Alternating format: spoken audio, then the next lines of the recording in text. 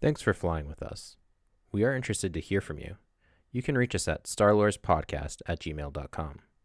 Let us know your thoughts, comments, or corrections. If you enjoyed the show, please leave us a 5-star rating, review, and subscribe. You can also help us out through our Patreon at the Star Lords Podcast. Find us on Instagram, the Star Lords Podcast, on Facebook at the Star Lords Podcast, on Twitter at the Star Lords Podcast, and on YouTube, Star Lords Podcast. We'll catch you next time. You are listening to the Star Lords Podcast. I find your lack of faith disturbing. Are you stuck-up, half-witted, scruffy-looking nerve herder?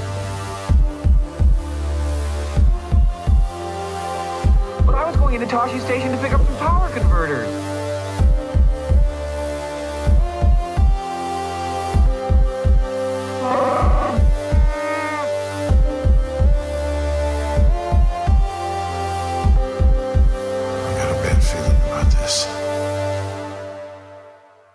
Hold me, Christian, like you did by the lake on Naboo. Welcome aboard the Millennial Falcon. We are here in Beautiful, lush Naboo. Drying on the beach. yeah, there's a big bipedal dinosaur creature you can go ride on, I guess, and around in some marsh. A nice fireplace where Jordan and I can discuss Nice galactic fireplace. politics. Indeed. Discuss turning the government into a authoritarian regime. It's to bring peace and security to the galaxy. That's right. That's our only goal. So what are we doing today? We are covering Star Wars Episode 3, Revenge of the Sith, a continuation of our series of film reviews of all the film depictions of Star Wars. So, guys, how do you like Revenge of the Sith? Masterpiece. Beautiful. I agree. It's a tragedy in the attic tradition. Yeah. So kind of an interesting precursor to this. I was reading that Lucas originally called the first six episodes the tragedy of Darth Vader. That was like his original, Like way back when he first penned all of. from what I understand, like his original idea was it was the tragedy of Darth Vader, which I think we've touched on the idea before, that it's the whole series is actually, at least the first 6 films are actually about Anakin, and they're not really about Luke as much, right? So Because he's still like the character. You're now exploring the character of Darth Vader towards the end and his redemption by the end of the sextilogy. What do you call it? Yeah, I think sextilogy would be yeah, sextet maybe. yeah, but yeah. So I just thought that was sort of interesting. I wrote down a couple sort of deep lore bits about kind of background and the development of the stories and stuff, but that was just one of them. Anyways, what was your guys' overall impression of the film? This 15, 16 years. I think 17 Revenge years. of the Sith is one of those movies that a lot of people look back on more favorably over time. That like initially they probably didn't appreciate it as much It's as aged well, Yes. as opposed to perhaps the other Star Wars films. Yes. Actually, Episode 1 has some of that too. There's a lot of people saying it wasn't that bad anymore. I think Attack of the Clones. Still, I think is at the bottom of a lot of lists. I feel more that way about...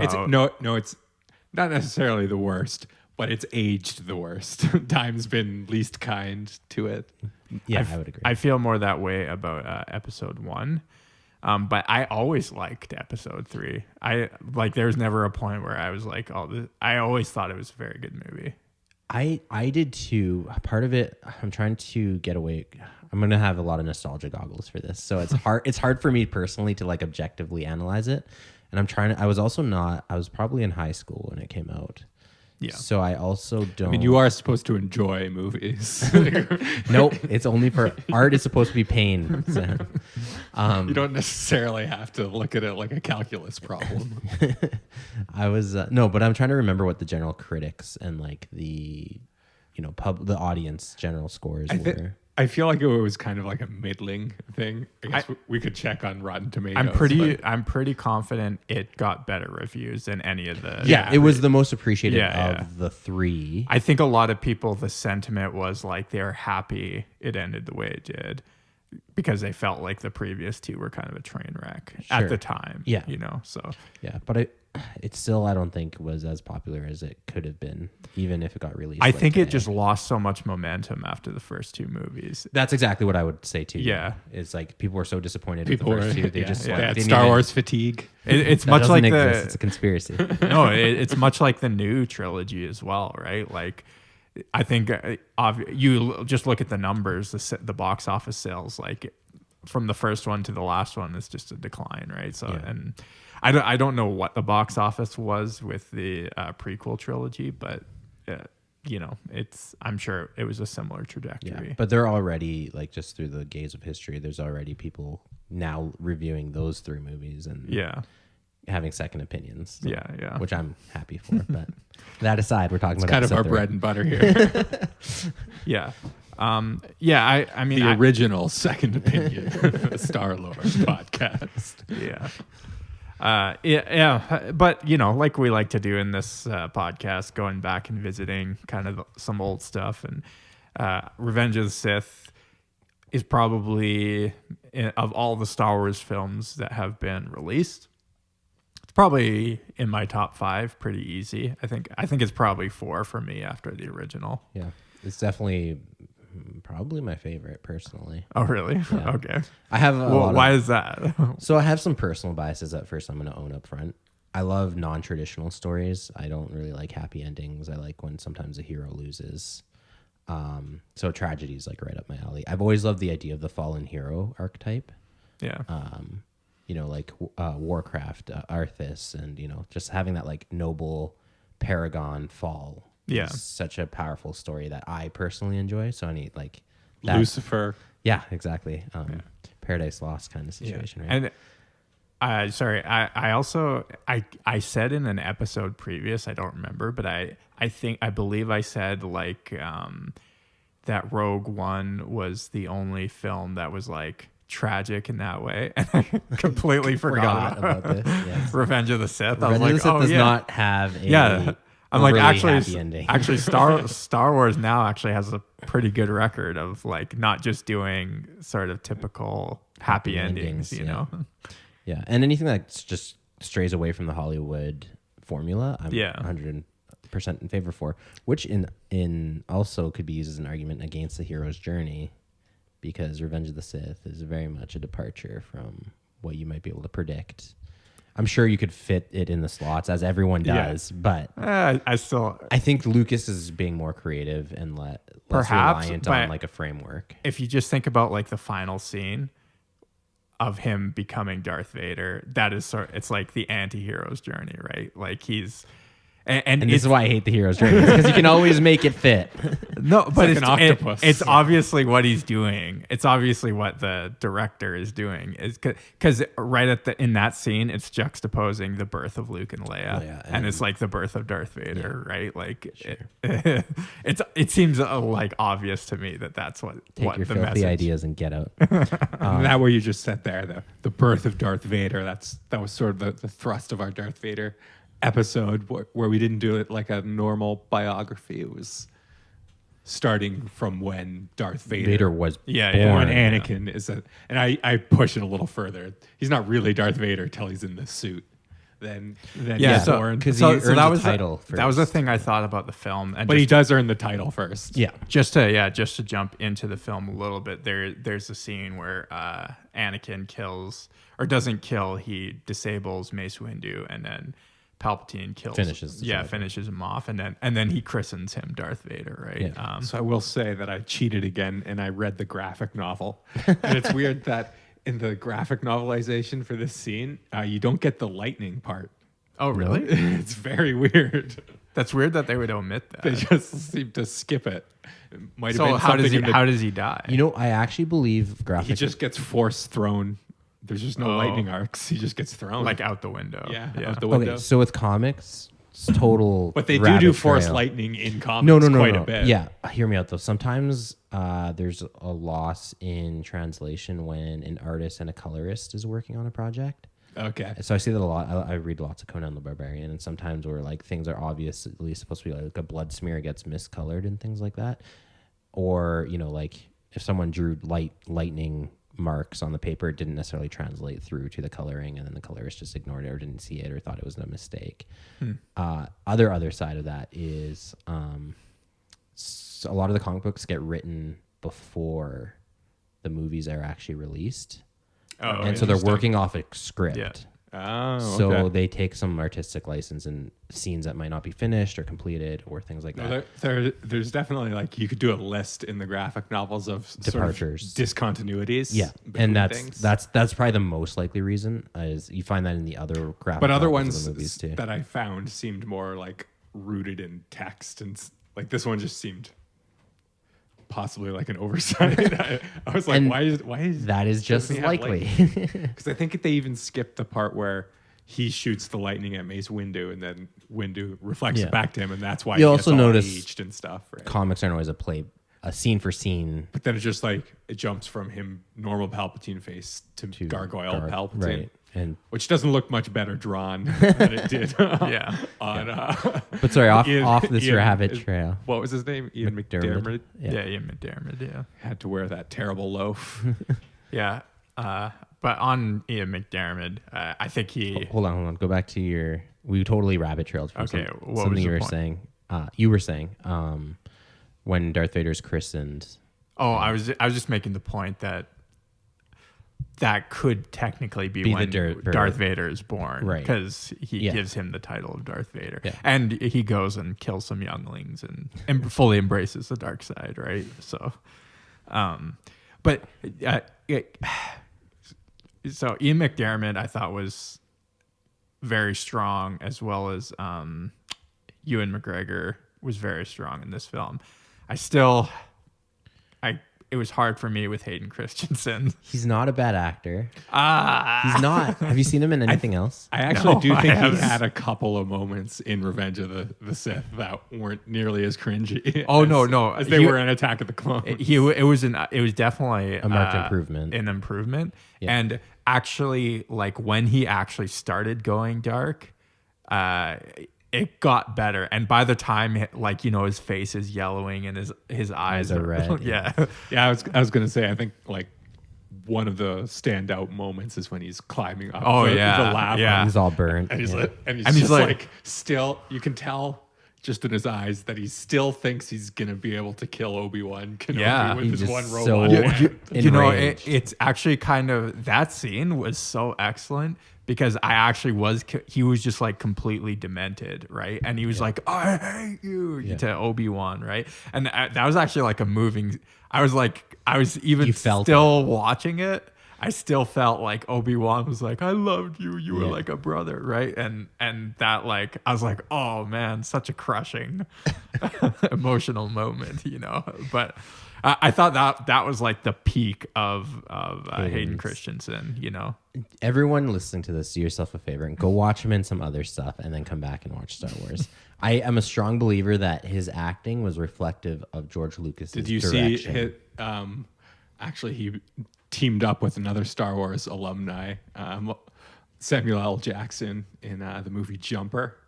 Yeah. It came out sort of shortly after Yeah. Revenge of the Sith. That was one of his first post Star Wars projects. Movies, yeah. And it was fine. It was an amazing movie. It's not going to win an Oscar, but It wasn't a great script, I don't think, or just overall concept, yeah. just Yeah. but it was a science fiction about teleporting, and his I performance seemed did fine to me. I think I have watched that film. Yeah. He He seemed a little boring, but it was more of his character I thought was boring than him. Yeah.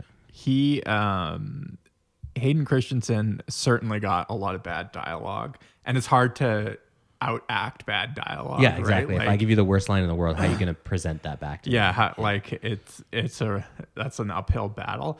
But I still feel like the casting just wasn't. It's not even saying that he's a bad actor. I just feel like the casting didn't quite fit. I wish he had a greater nobility to him, but that would have been again more like his general depiction. Yeah.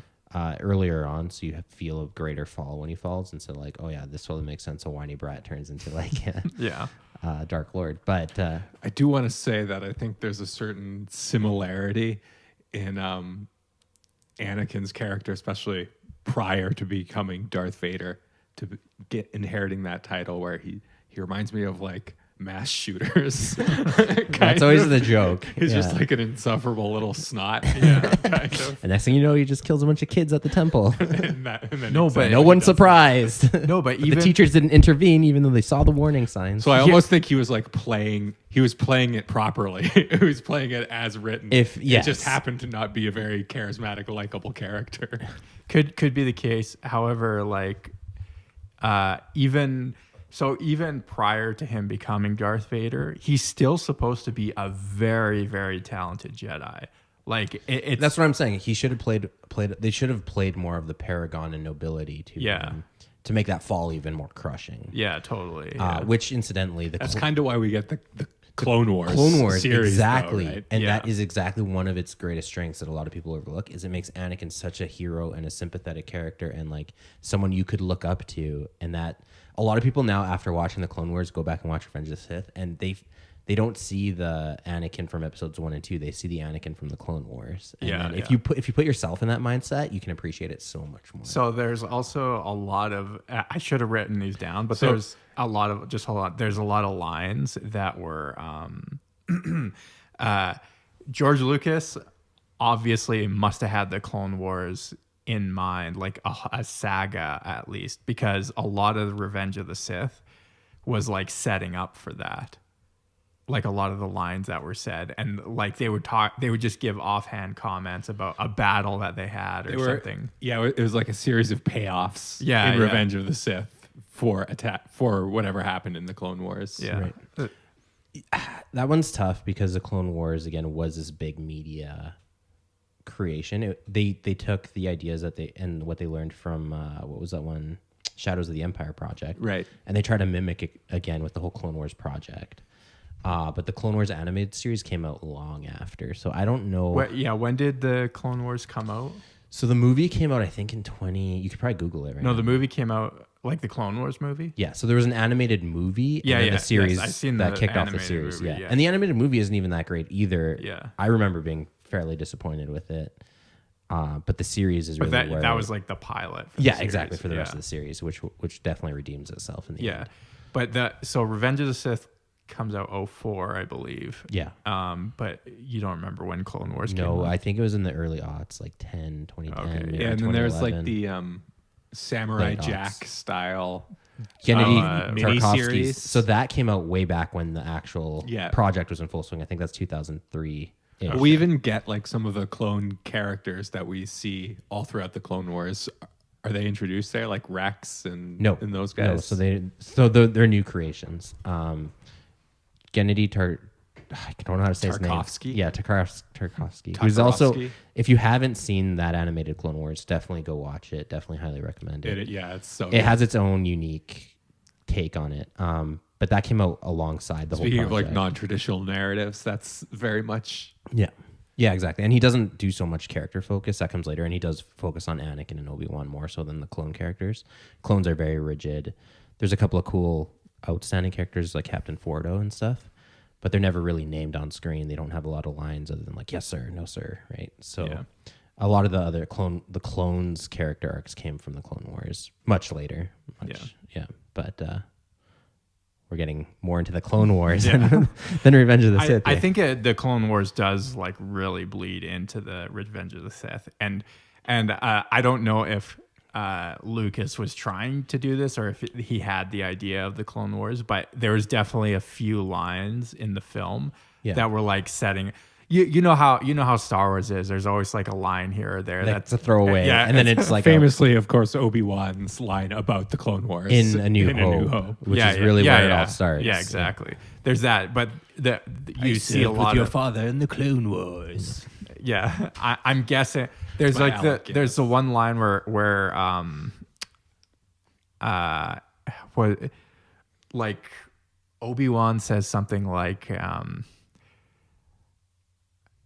or was it Anakin says something like I saved your life. This is like the 7th time I saved your life. When they're in the elevator. Yeah. And no, he was getting onto like a shuttle or something. Oh, okay. And then he was like, well, the 6th one doesn't count on such and such a place, and this thing happened. And I'm like, that must have been in the Clone Wars series. Yeah, I don't know what episode. You should have paused it and just Googled it. But I was like, for sure, there's like a story behind that. It'd be great if somebody could do like a Family Guy edit of Revenge of the Sith and just insert where they do cutaways every time they mention something. Every time they mention something in the Clone Wars, they cut away to it.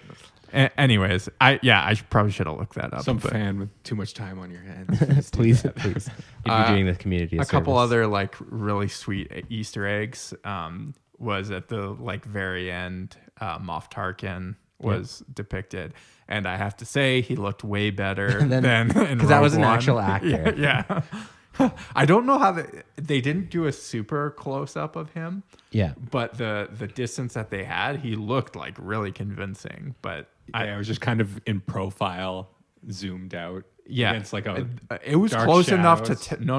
like you could see you could see his face. Yeah, you know it's him. Yeah, you definitely know it's him. But it wasn't like a close up. But he had the widow's peak, right? Oh yeah, that's like. But he had like the big and the really sunken jowls. Yeah, a complete lack of jowls, rather. Yeah, I don't know how. Maybe they just did like prosthetics on someone and. Yeah, that's what they did. Okay. Yeah, I remember looking it up a while ago. They found. Practical effects are always better. Why doesn't Star Wars learn from their own genius? So, they keep making that mistake. So I wanted to get on that note. I wanted to segue. One of my biggest issues with the film was, and I think I had the same complaint about Revenge or Attack of the Clones, was the over reliance on CGI. Yeah, one thing that drives me crazy too. Every clone trooper in episode 2 and 3 is animated. I know. And it would not be that hard to suit up Tamora Morrison in real armor and just like... I'm pretty sure this is like specifically basically an engineering problem that George Lucas wanted to solve for fun.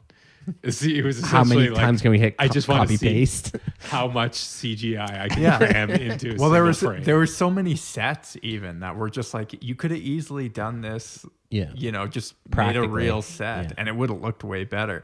There are some movies that do like the full, like Avatar or something. It's almost entirely CGI, right? But but that was also its whole thing. Yeah, its whole reason for existing. It's not even that great of a movie. I will say that again. It's not even that great of a movie. Its whole thing was the CGI. Yeah.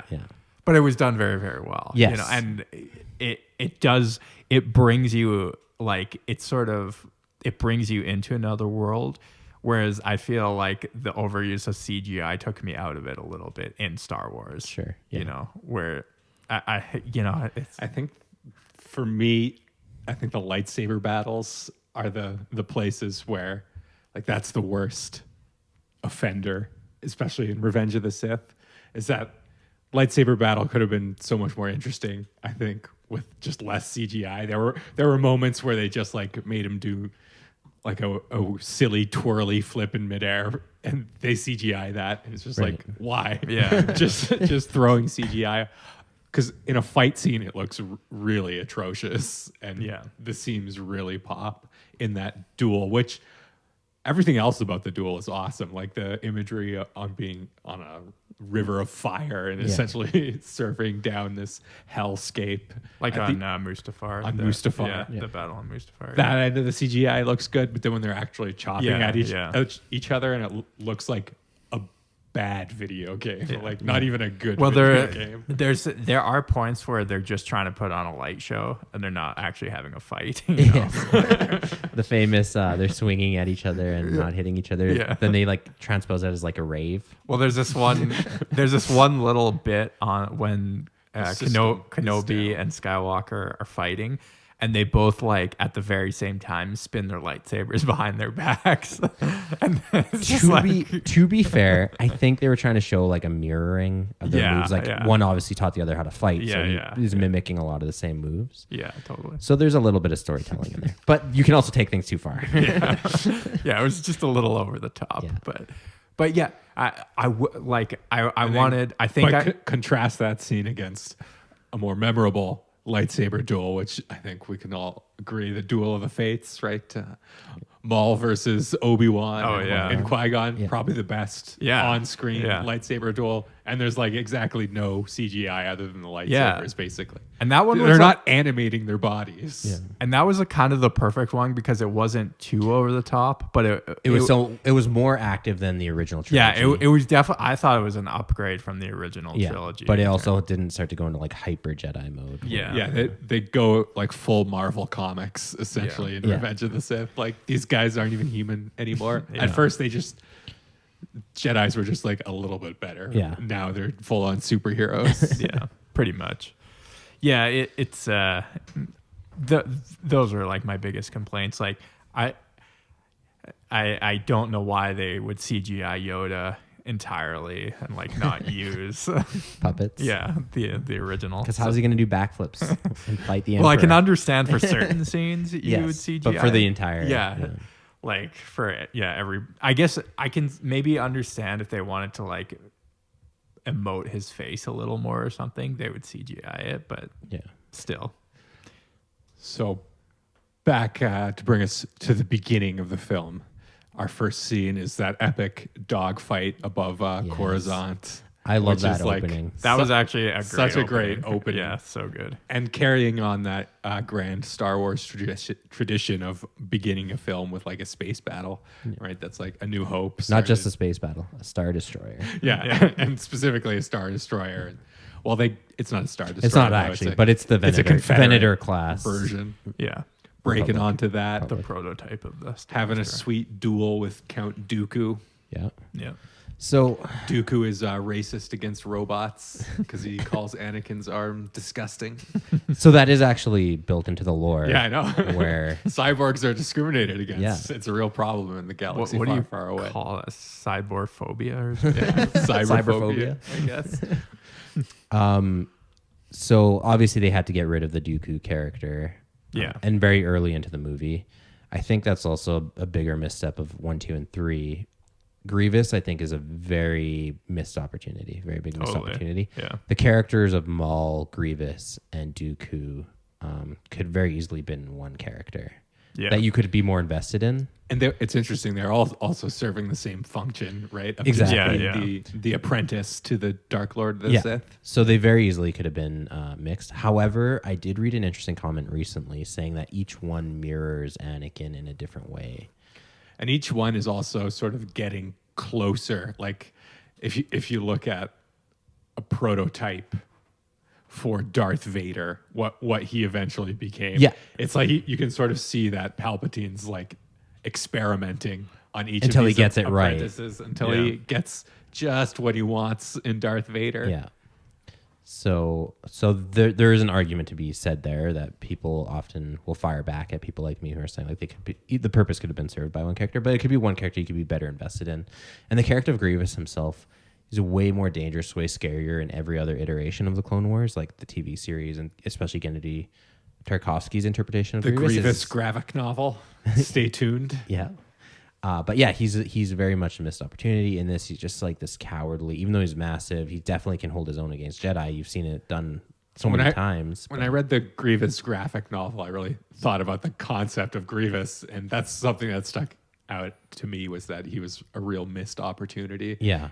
He's way scarier. Like they finally let that concept of the four-armed, non-force sensitive, but lightsaber master just annihilating hundreds of Jedi. Yeah, and they even kind of hint at it with his robe when he opens it and you see all these lightsabers, right? Like, obviously this guy's super lethal, but they're not red lightsabers, right? Which is what we normally associate with a lightsaber-wielding villain. So because he's collected there's already a clue that this is a different breed from Darth Maul and Count Dooku. Yeah, but anyways, you get a great shot in the comics at least. I don't think this was in the film, of Dooku's severed upside down staring head back at you in the comic. Don't. Yeah, It's quite a scene. Yeah. Yeah, that does sound good. Yeah. And this movie in general is pretty rugged in terms of what happens to our characters. And what's depicted, yeah, especially for being like, if you're 12 and this is like Star Wars to you, and you watch the end where a burn victim is like clawing his way on the dirt. It's pretty graphic, yeah. And then Dooku's hand is cut off, and then his head is cut off as he's like begging for mercy. Essentially, it's pretty savage. And it's very in the beginning. Yep. And what's the next stop after they crash land the ship on Coruscant? Then Obi-Wan gets sent off to Utapau, right? Not quite yet. We do have a little bit of character building with Padme and Anakin. We learn that Padme is pregnant, Right. which you can ask any Army veteran that has been overseas for a long period of time. Didn't really. Are you sure that was 9 months ago? There's so many Jar Jar and Padme memes. It's disgusting. You guys should be ashamed of yourselves. Oh my gosh. We cracked. Misa been a bad girl. There's art that I regret ever coming across, but it exists if that's your thing. If you like to ship Gungans and It's humans. my thing now. I love it. It's also funny that Jar Jar was, I think, in one scene in the whole film. Yes, so he very much gets the Rose Tico treatment where he gets totally sidelined. Well, he was sidelined in the last film, but even more so. By 3. It almost looked like he wasn't even going to be in it, Yeah. except they gave one nod at the very end. And he had a very strong linchpin moment. No, sorry, I'm thinking of the clone. Yeah, you're probably thinking of Attack giving of the the Clones. emergency powers. No. Yeah, he's totally not even. He attends Padme's funeral, and that's Right, at the basically end. it. Yeah. C-3PO too was almost kiboshed. He was in basically one scene at the end, but There was some mention in the comic about it possibly being against like the Royal Code of Naboo's rules, or maybe the Senate's rules. Being pregnant for some reason was going to be an issue. Like she said that she might not be able to due to the pregnancy. I think it was a political thing where she's obviously having an affair with a Jedi. I think Why it's is it obvious that it's a Jedi to everybody? no, else? it's not obvious, but like they would have to come out that yes, he's the father. Then it will be political suicide. Like think how many scandals. because with Jedi our aren't supposed to. But couldn't Exactly. she just lie about the dad? Sure, and Anakin could lie. Women have been doing it since the dawn of history. But it's like any Everyone guys are would have fathers, known. you know. Everyone would have known. it's like any political secret that you try to keep a secret. Yeah. It gets out eventually, Yes. right?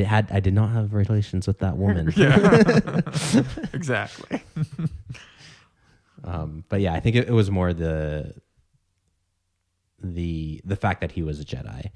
People would ask questions. It would come out eventually who the real father is. Yeah. Are you not familiar with so. celebrity culture? People love that, and it's even worse in the galaxy far, far away. We'll get into it on our holograms episode. Don't you worry. So they do some character development there.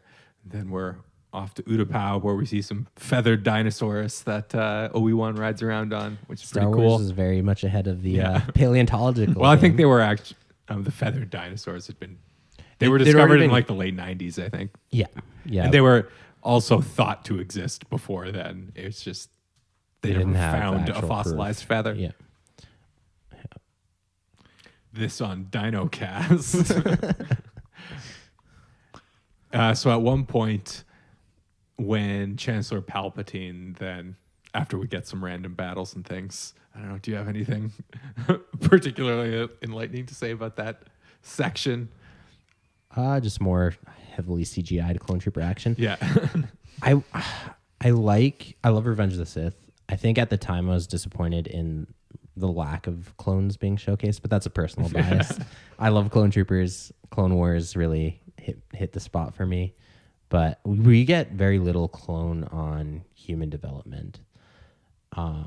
They are very much automatons, right? Like even Commander Cody, you see him without his helmet one time just to establish him as a character, and then you have him trying to kill Obi-Wan when Order 66 gets issued.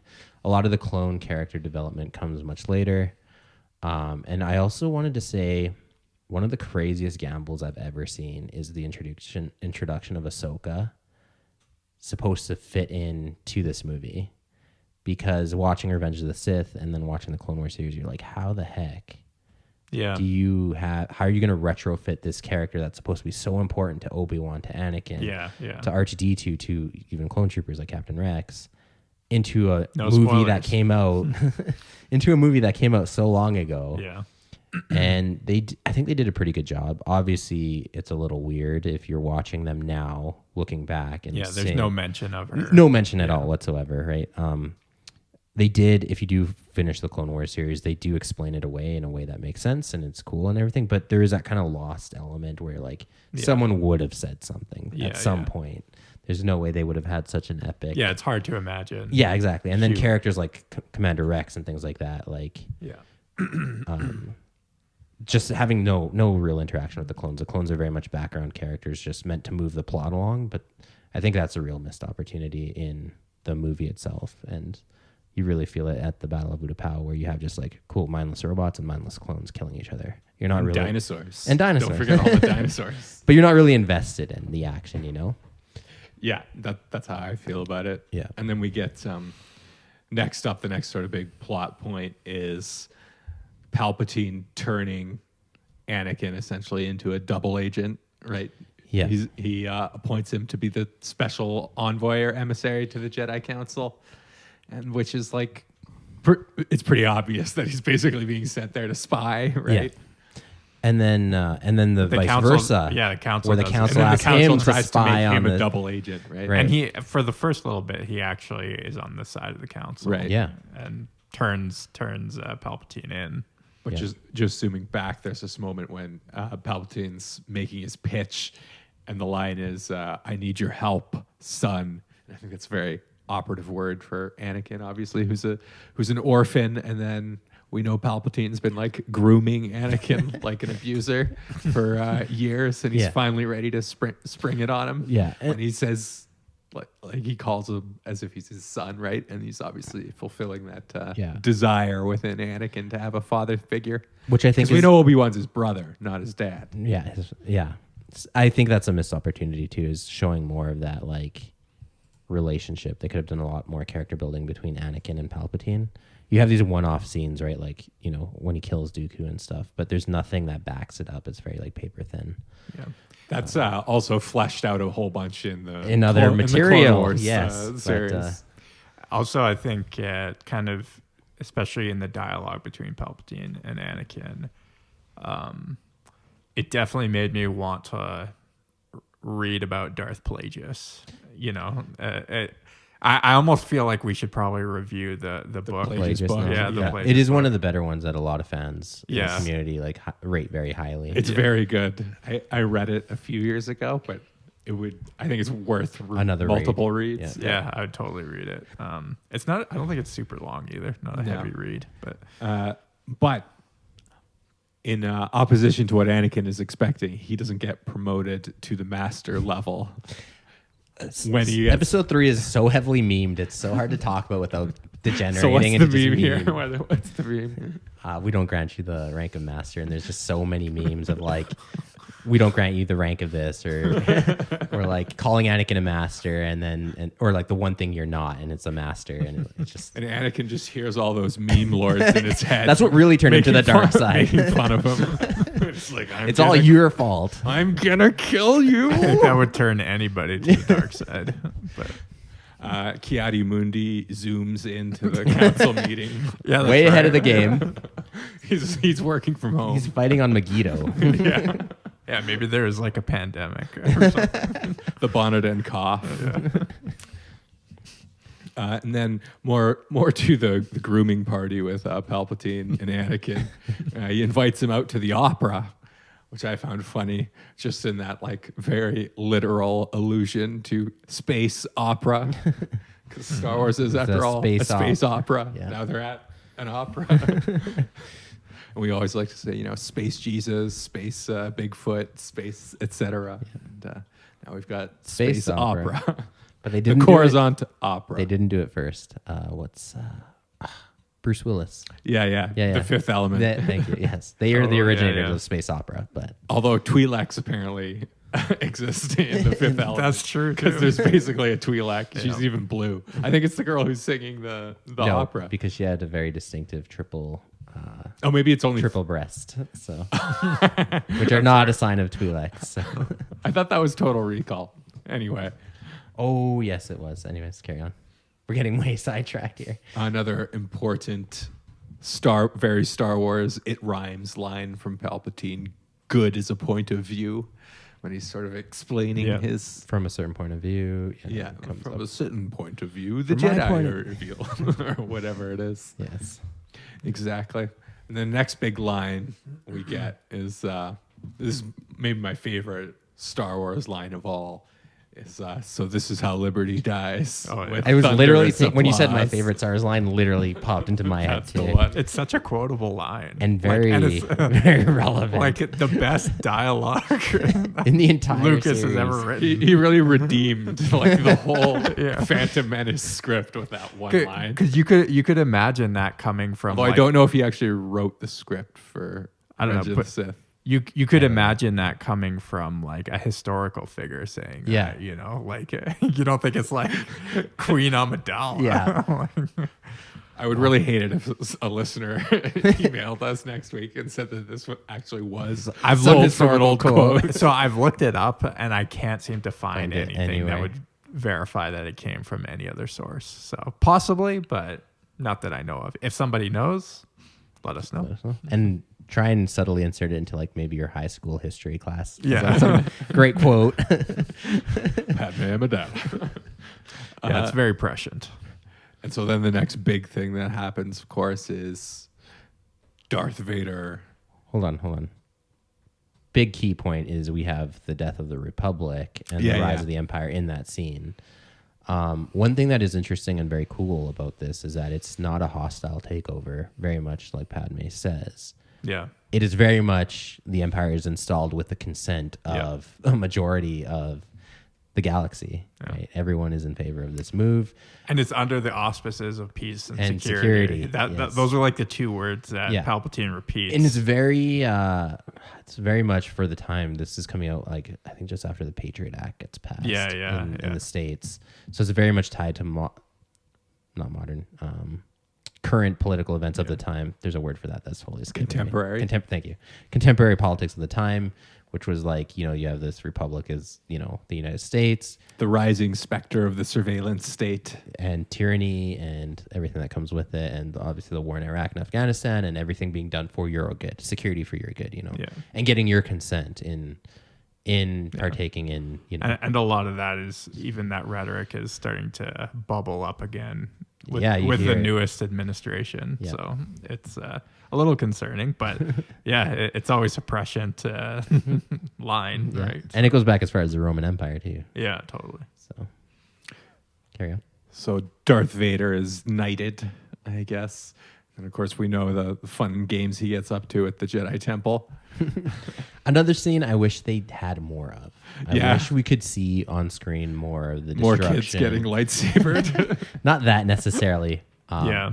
But a lot of the No, again, he killed like 5 Jedi Knights in there, right? So He you killed- could have at least had him dueling, like Yeah. Jocasta knew in the archives or something. and that's exactly what I was gonna say. Is a lot of spin-off material definitely covers the fall Yeah. of the Jedi Temple. You play it in the Revenge of the Sith video game, which is actually surprisingly fun. And in the Star Wars Battlefront, yeah. game, also a very cool level. Yeah. So you do, and it's expanded upon in comic books and everything else. So it's called Operation Nightfall, and yeah, it's a very cool scene, and I just wish there was more of it that we could enjoy on screen instead of relying on all this supplementary material. Padme learned of, Obi-Wan, learned of what Anakin did through supplementary material. That is a hollow recording. So there's like a little drone or something. So that's a deleted scene. It's in the comic. Yeah, and that's what I'm saying, right? And Because they wouldn't have had. I to just finish. watched it. It was in there. I didn't realize it was. Was it? Yeah, yeah. Did- Where he watches like a holograph of No, it was I think when Yoda and Obi-Wan breach the temple is the deleted scene where they're killing clones to get into the temple. Oh, that was in there yeah, too. yeah. Was it? Yeah. Did you watch maybe the uncut or? I probably edition? watched an uncut 'Cause, version. yeah, I swear some of or a those director's cut or something. Oh no! So there's an extension to that scene with clones dressed as Jedi waiting to ambush them, and they pull off their hoods. Oh, and it's I actually didn't see clone- that. So that's one of the deleted scenes. The deleted scenes in my head are kind of blending with the actual movie, so I can't remember which is which. But for the most complete picture. But anyways, carry on. So yeah, we get kids dying, and then how does Padme learn of it? Does Obi-Wan just tell her? She sees, or does she see the holo recording no, as well? No, she sees the. Yeah, Obi-Wan says to her in their conversation exactly what happened, but you can see her crying when she sees that the temple is on fire from a distance. She knows something's wrong. I don't know if she suspects that maybe Anakin is involved somehow, or Anakin maybe died at the temple, which is actually the official story. Propaganda that the Empire puts out as this noble, because Anakin was actually very well known. Yeah, because he was in a the war galaxy. hero, right? Yeah, He was- exactly. And he's a general, and he's very famous. He's very he had the public eye on him, so he died at the Jedi Temple in a heroic sacrifice. Yeah. And I don't know if Padme is sad because she thinks he died there or what. Obviously, Or propaganda comes out Did he, after. or was he just killed by the clones? Because they were fighting the insurrectionist Jedi Council, right? Yeah, I don't know exactly how the story would be spun in this theoretical. I would think they would have just cast Anakin Skywalker as a villain who to be put down like everyone else. with all the other Jedi. I don't know the details of that, but I'm just saying in that scene, Padme has a breakdown and she doesn't know, and then Anakin reappears. It's like, I thought you were hurt at the temple, but later on, Obi-Wan is the one that actually tells her that it was Anakin that did all this. Mm-hmm. And where she confesses that she's been a bad girl. He's been a bad girl, Annie. Yikes. So in the comics, we do also learn about this, that Anakin was tempted by the ability to cheat death, right? And the Jedi Council member sort of talks about how, yeah, it can be done, but only for yourself. You can't do it for other people, in contrast to what Palpatine told Anakin about Plagueis, because he said that Trying to find it. Plagueis could even preserve the lives of those he loved, right? So the Jedi Council doesn't believe it's even possible. Apparently, also a shaman of the Wills gets name checked in this, and the Wills is like an ancient, both in universe and out of universe, like intellectual property that's tied into Star Wars. The Journal of the Wills was like the original. it was just kind of like an index of It was the lore. original script that Lucas wanted to call it, was the Journal of the Wills, I think. And it something was like supposed to be that. they were the ones telling this epic story. Yeah. And so the Wills are like one of the ancient sort of force orders that's obscurely referred to throughout Star Wars. One big thing too that happens is Order 66, which I believe is a very emotional, powerful moment, but again is kind of robbed from that. Like, we're seeing a bunch of Jedi get killed, but we don't really have personal connections to them. So again, another missed opportunity. If we had spent more time with these characters, or had more attachment to them, same with the clones, this scene would have had a greater impact. And then again, on supplementary material, we get a lot more of that impact. But also, it's also subverted a lot, which makes me kind of angry in a lot of Star Wars lore. Is everyone wants their favorite Jedi to secretly have survived this catastrophe. So you have all these Jedi at the end of it all surviving in the end, but it's just, yeah. I'm it also bothers fairly me. annoyed by how many Jedi Actually escaped the survive. purge. Yes. And it's, yeah, on screen portrayed. They did kind of at the end maybe explain that reasonably well, because I believe Yoda is like, he's talking to Obi-Wan and Senator Organa, and he basically says send out like a distress signal to all Jedi to make sure that they Stay run away. Yeah. And they did the same thing. So that That's what could they did at the explain temple. why there were some that still survived, right? Like, Yeah, they do write it in. And I mean, here's how I think of that. So this is the Galactic Empire was just founded, right? So what they're doing to the Jedi, that exterminating, I believe there's 10,000 Jedi in the galaxy, right? Yeah, I think so. So they're carrying out genocide, which is, something that they became very good at later on in their career, in the Empire's So this is the career. first time they tried it. It didn't This work is out their as first well. time out. This is their first day When on you're the job. practicing Give them on a break. on Jedi. It's like And you're practicing on Jedi. Which is the hardest target you could pick. They almost did it. For the first time, it was pretty good. They do have a setup too for the entire Purge era, which is post Clone Wars, where you have all these, rogue Jedi in hiding and, the Right. progressive hunting of and extermination of them, which is a cool concept too. So 50-50. I mostly hate though. That's everyone's favorite Jedi gets to survive just because people can't part with their favorite characters. And that's what bugs me so much. And what I love about the fallen hero archetype, because if Anakin's your favorite character, then too bad for you. So he just becomes upgrades though. sorry, one thing I wanted to bring up too is they name drop the prophecy in the Chosen One quite a bit in this film, and that is something that is like not explained that I remember very much, or if at all, in any of the films. There's no text that they're referring to. Yeah. I think there is stuff in like Supplementary material. Outside material. Yeah, but it's just sort of like, what is this prophecy, this Chosen One? They just kind of keep mentioning it, but it seems to not be very concrete. When Anakin stormed the temple, he should have gone to the archives and pulled up the prophecy. and asked Jocasta Nu, because she wrote a whole bunch of in-universe history about the prophecy. Yeah. Come on, missed Anakin. opportunities. Basic scholarship. Which I They should kind have taught you this. Just in stuck a Jedi lightsaber school. through her. Instead I of, kind of hate Chosen One prophecies. So do I. Yeah, They're the worst. They're so The least overdone. original. Yeah. Yeah. But even like Harry Potter did it better than they did it in this. So, but that was a little quip I had with it. Anything else about that final lightsaber duel? Of course, Anakin murders a space boardroom before he warms up on the ruling council or whatever of the Confederacy before fighting Obi-Wan. I think it was just Takes them all out. tying up of loose ends, very mafia style, like gunning down everyone at their crime table. Yeah, exactly. Yeah. It's also kind of interesting how the dreams that Anakin was having about Padme was like a self-fulfilling prophecy. And actually he could have prevented it, but he like went to the dark side and In an attempt to stop it Yeah. from happening, but is it actually the one that caused it? Yeah. Very Greek tragedy. totally. Yeah.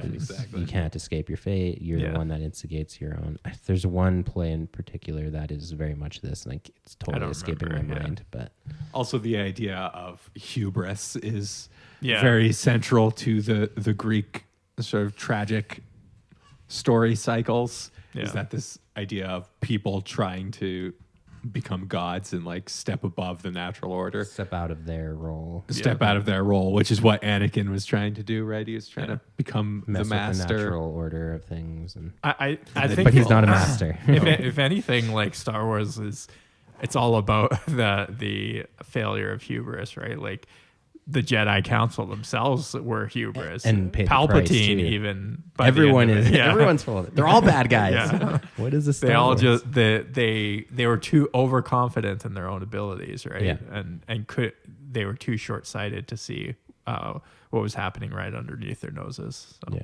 Before the duel, of course, just before we get some spousal abuse. Anakin force chokes his 9-month pregnant wife, and then, at least in the comic book, force throws her into a solid rock wall. Oh, really? That did. I missed that part of the movie. that was a step too far for this one. That sort of makes it make more sense medically that she died, Yeah. We'll get to that. We'll get there in a second. because she died of a broken heart. Well, that's what I was wondering, if the whole him choking her, like, That had always been my assumption, to be honest. I mean, listen, anybody who's been to a Brazilian jiu-jitsu class knows you can get choked a lot in one night and not die. You could also get choked That may a lot be in true, one but night. I was just at home. my thought That's was just my Saturday. my thought was just that, like, is that how they're trying to explain her death? Was like it was a medical issue caused by getting I choked. think they would have actually point blank stated it if they had that kind of I foresight. think it is in the novel, I'm pretty sure there's a specific. They have a couple. There's a COD named in some. Yeah, they have a couple of Star ways Wars they're trying text. to explain that away. Interestingly enough, this just kind of brings some real life, unfortunate reality to this. In a lot of domestic violence situations, when people do get strangled, they actually die a while after. Oh, is that right? Yeah, it does. It has some kind of delayed reaction, and Well, there's dry drowning, right? So if you're asphyxiating, you can asphyxiate on water that's trapped in your upper airway, and then you drown like a couple of days later, essentially from a pneumonia. Yeah, that can actually happen with fires too, from smoke inhalation. Right. You can die like up to 2 days after the fact. Yeah. Yeah. So especially in domestic violence situations, when people get strangled, they actually have to get checked by a doctor. They'll like walk off like, no, I'm fine. Yeah, yeah. And then they'll die like 1 or 2 days later. So could be. Yeah. Could be. Back to your domestic violence kind of example. Yeah, I mean, the broken heart death is a little, The least scientific. it feels a bit of a stretch for me. But. To be fair, that's also apparently a thing that can happen. I don't know the medical details. It's not around like it. acute though. Yeah, it's like a I'm sure there's progressive one case degeneration of it being someone somewhere had being acute, but Yeah. it's not like when. Yeah, it's a sort of a slow decline. It's Yeah. within a couple of weeks Yeah, it's a progressive of thing. the event. Yeah. It's rarely. Yeah, Instantaneous. Are we to? I guess we're to interpret that this was within hours of the incident. Yeah, Yeah, I think so. They took her to Polis Massa, right? yeah. And then She gave birth. she gave birth and expired. And her last line, of course, "There's good in him. I know there is." Which is another throwback to Luke. And no, she was referring to Anakin. Yeah, but Luke says it's about his father. Oh, right. Yeah. There's still good in him. Duh. Yeah. Yeah. But so it's a great foreshadowing for the next trilogy that's coming up, which I'm actually very excited to I need to stay off watch. the internet, but some We of the, still have two more films before we get to the original trilogy. Unfortunately, 3 more, actually. is it 3? Oh, no, wait. No, you're right. Depends if you I'm count. thinking of where we're going to put the Christmas special. special. Oh, It has to be done. Of course. we'll do that next Christmas. Before we deviate too far, what is the logic in sending Luke to his desert family relatives and sending Leia to royal life of Pampery and? Well, it was the Organas wanted to adopt. Somebody. I know, but again, why not take both? If you're rich and can adopt two siblings. So like Yoda and Obi-Wan have an exchange where they say it would be like best to split them up so that because they don't want force powerful people congregating because that'll attract attention, right? Is that the excuse they give? I thought they thought because Anakin doesn't know he's having twins. That's the first thing. He doesn't discover Leia even exists until the final battle with Luke at the end of Return of the Jedi. I find it hard to believe that you couldn't. Maybe he didn't know. Sense that. Yeah, maybe he didn't know. Maybe in right? some supplementary material. It comes We out actually earlier in the story we have a scene where we confirm that Anakin knows through the Force, like if Obi-Wan's been to his apartment and he walks in, he knows that he's been there through the Force. So I think he would also know that he had twins or that Padme was pregnant. Well, with he was twins. surprised when Padme told him she was pregnant. That's true. Yeah. So maybe it's that early. Nah, she's pretty pregnant, man. And you know, 'cause she gives Maybe birth you have to be very like shortly maybe you have after. to be like looking for it. Maybe You know. we are not Force users. Yeah. We don't know what the intricacies of navigating. Leia did start using the Force as like a toddler, so I wouldn't be surprised if Force sensitives as powerful as Luke and Leia are could use the Force in utero. I think that's possible. Well, Jason and Jaina do. There With we their go. mother, so- we know there's plausibility. Listen, it's not a perfect science. So why didn't Luke Force push Anakin away when his mother was threatened. Yes. I also had a couple things I wanted to mention too, and because this is sort of like the crescendo of Anakin's story. Lucas's original idea for Darth Vader was actually Vader was like this black-clad general for Palpatine, and he was like the antagonist. And Anakin was a completely different character named Anakin Starkiller, who was the 16-year-old son of a respected warrior, and he was gonna kill Vader in the prequel trilogy. That was like and then Luke Skywalker, also formerly known as Luke Starkiller, was the son of Anakin Starkiller. So that was actually like... So his son would have been or his father, I guess, Anakin, would have been like a hero. He was like a hero, yeah. Right, and he's like... And he was born into like more prestige, right? And so it's kind of interesting, but then he eventually combined the two characters into one. And so I just thought that was sort of an interesting tidbit of the pre-development of Darth Vader and Anakin Skywalker. I think one of the most impactful moments in the movie is when you finally get James Earl Jones's voice, and of course, his infamous first breath, right, and then escaping from the restraints when Palpatine tells him that he killed Padme in his rage. No, which is also derided by fans. I think there's nothing wrong with that line, to be honest. People prefer the silence.